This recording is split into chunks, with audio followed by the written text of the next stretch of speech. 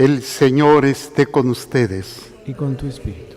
Proclamación de la buena nueva de nuestro Señor Jesucristo según San Juan. Gloria a ti, Señor.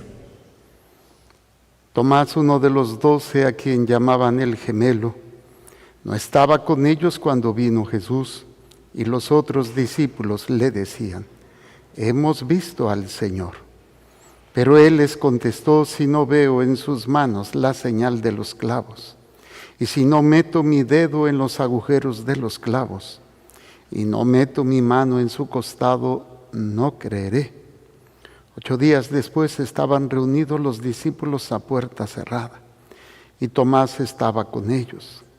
Jesús se presentó de nuevo en medio de ellos y les dijo: la paz esté con ustedes.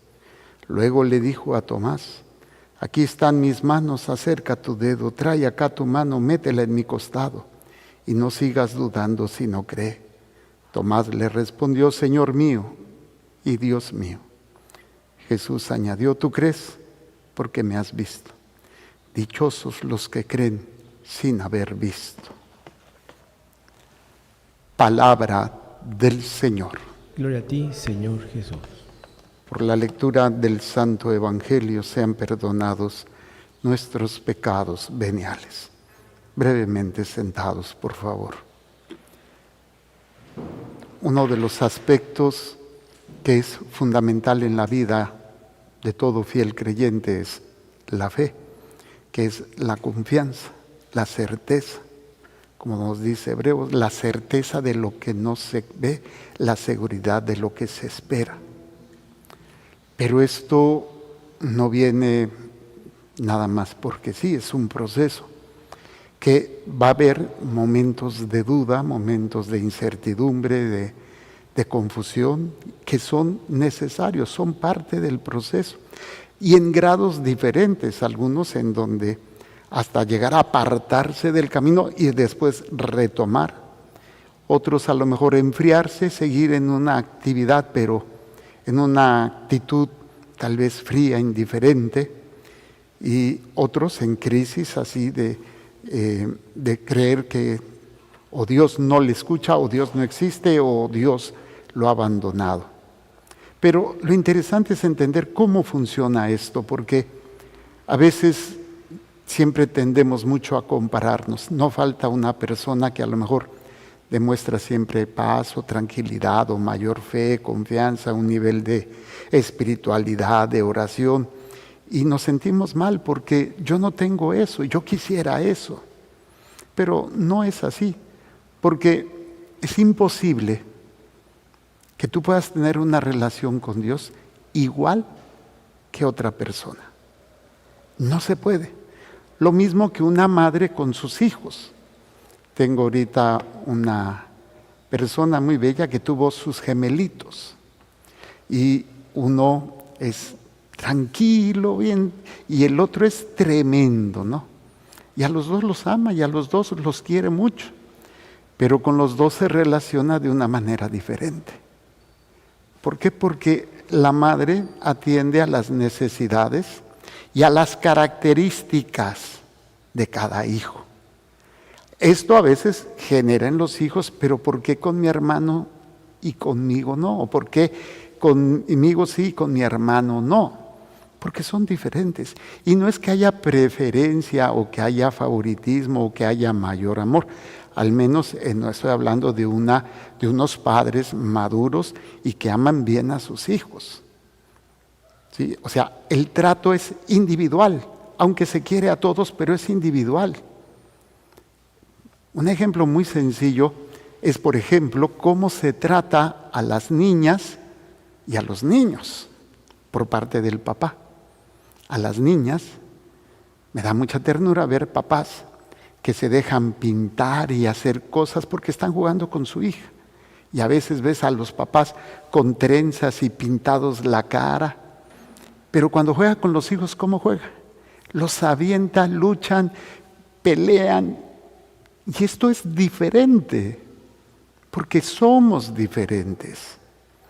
Si esto puede hacer un papá o una mamá con sus hijos, ¿qué no podrá hacer Dios con nosotros? Entonces el primer punto es: nunca te compares con nadie. Puedes ver, puedes aprender, ¿sí?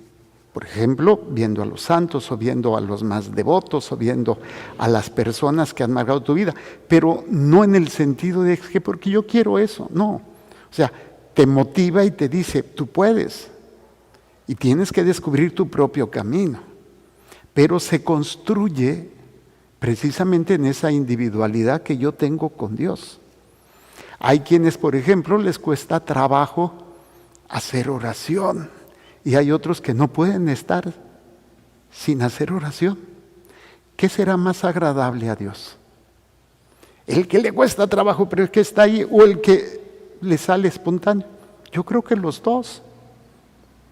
Aquí no es quién agrada a Dios más para competir con el otro. Se trata desde tu realidad, tu situación personal, empezar a caminar, empezar a madurar, empezar a trabajar en esa relación con Dios. Y que esto obviamente se va a reflejar en tu fe, se va a reflejar en esa confianza, en esa obediencia que Dios te está pidiendo que tú hagas. Obviamente, aunque sean diferentes y se respeta la individualidad de cada uno, la fe tiene los mismos pasos.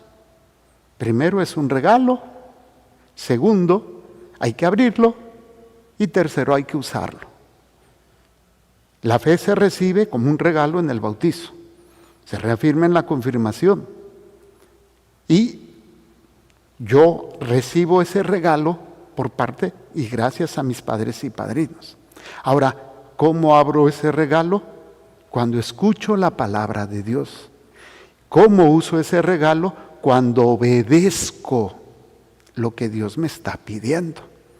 Y esa obediencia, esa escucha y esa obediencia desde mi situación, desde mi condición, que repito, es individual, es independiente de otros. Yo puedo ver, aprender de tal santo, de tal santa, de tal sacerdote, religiosa, o padre, o madre, o tío, o abuelo, porque veo su espiritualidad, veo su entrega, pero la característica fundamental en todos son estos tres aspectos.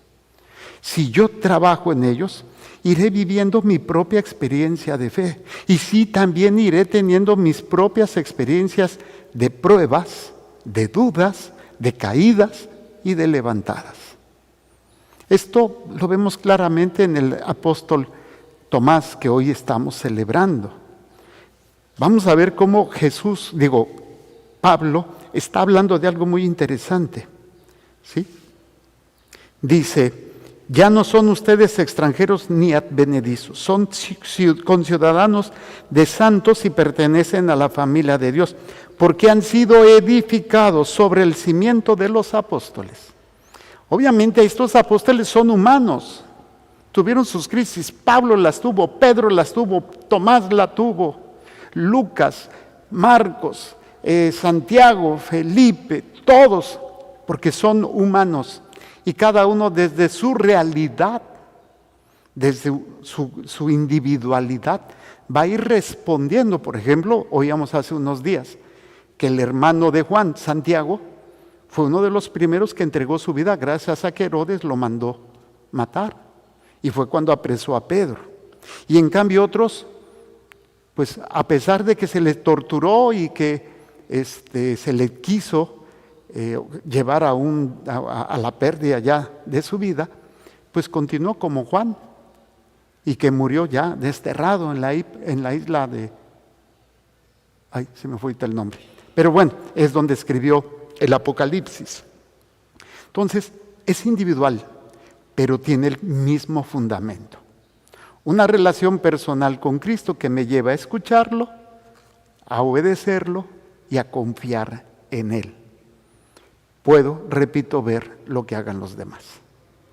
Y me puede ayudar, me puede orientar, y de hecho, por eso se recomienda muchas veces la dirección espiritual, para que nos ayude desde nuestra realidad, desde nuestra condición, a ir creciendo en una relación con Dios.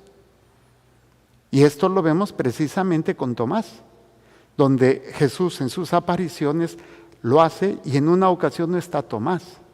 y le dicen, hemos visto al Señor. Imagínense, los mismos apóstoles le están diciendo a ese apóstol y él no cree. Él no cree.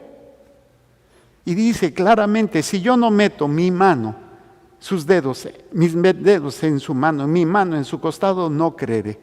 A los 8 días Jesús se aparece y se va. Después de saludarlo, voltea a Tomás y le dice, ándale, trae tus dedos, trae tu mano. Mételos para que no sigas dudando. Otros no van a necesitar una prueba física.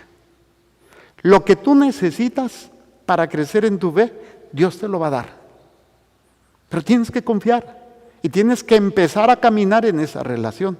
Algunas manifestaciones, por ejemplo, milagros físicos, milagros patentes, sanaciones o yo no sé. Otros, la presencia a lo mejor de una persona que te lleva en ese proceso a tu relación con Dios.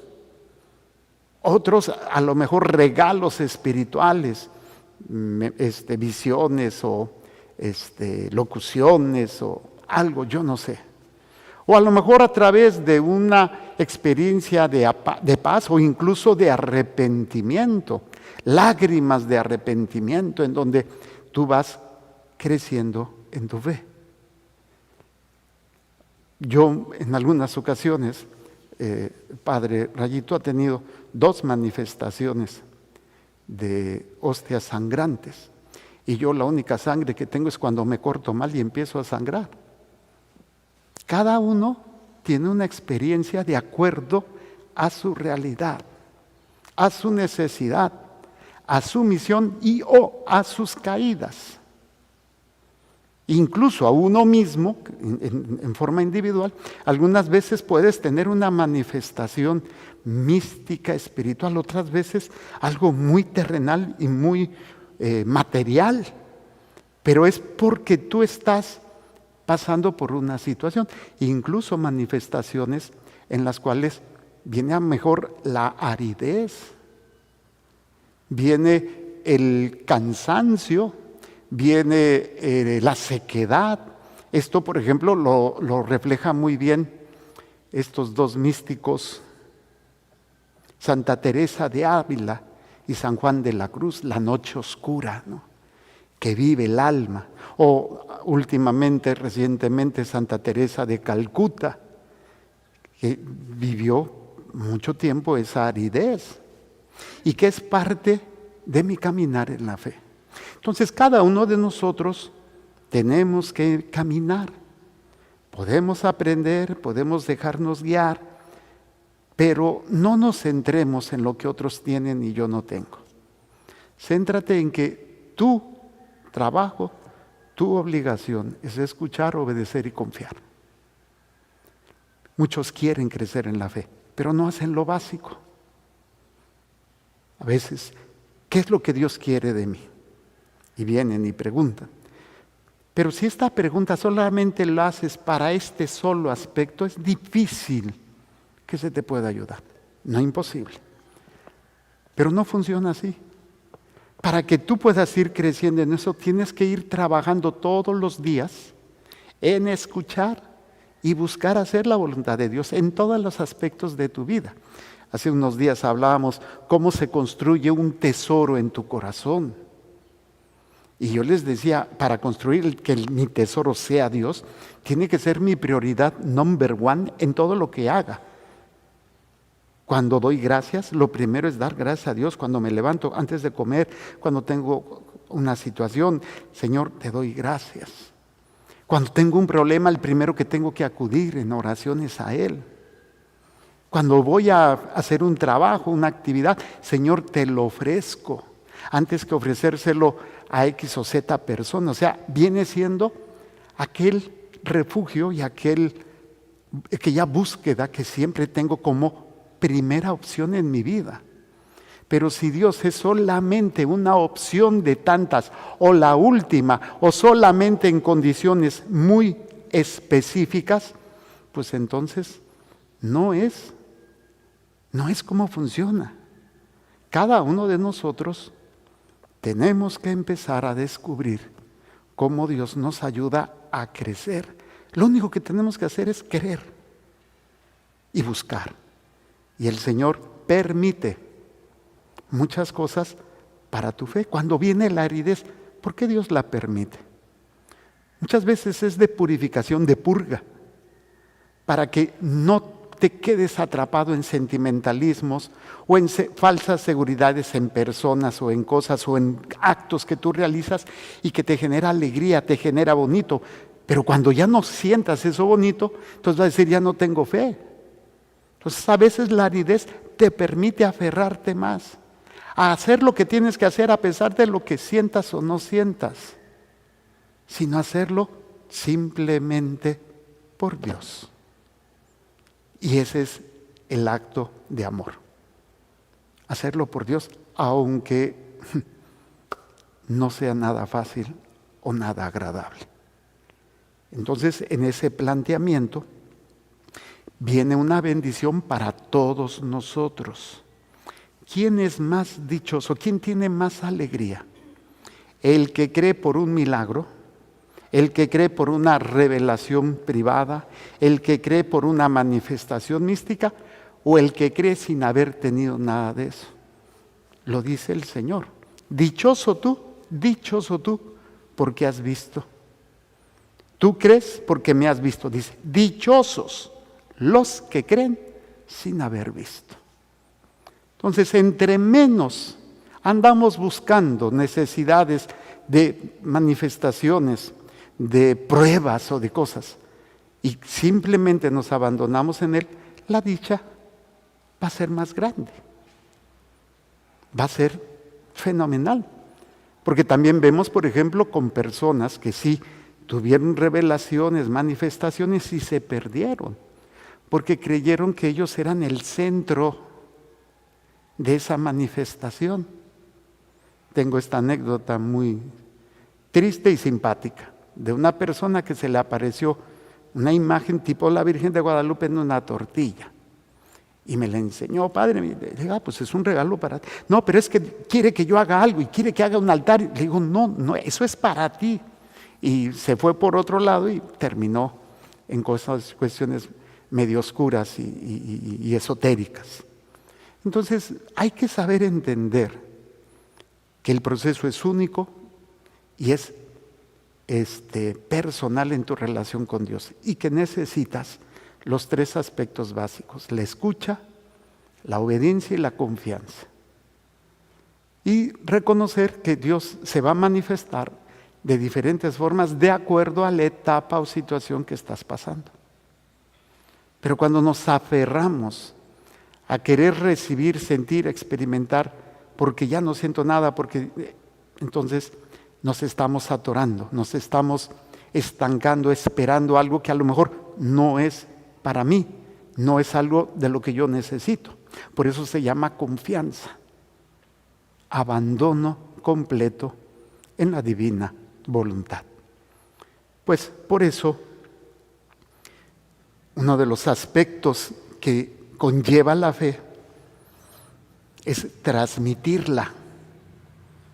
La fe se transmite de la misma forma que yo la recibo, a través de la predicación, que no tiene que ser predicación como la que yo estoy haciendo, puede ser, pero sobre todo a través de mis obras. ¿Sí? Predicar el Evangelio a todo el mundo, como dice el Salmo. ¿Sí? Hay que predicar, hay que enseñar con mis obras que realmente Jesucristo es mi Señor y que lo hago todo por Él, en Él y para Él.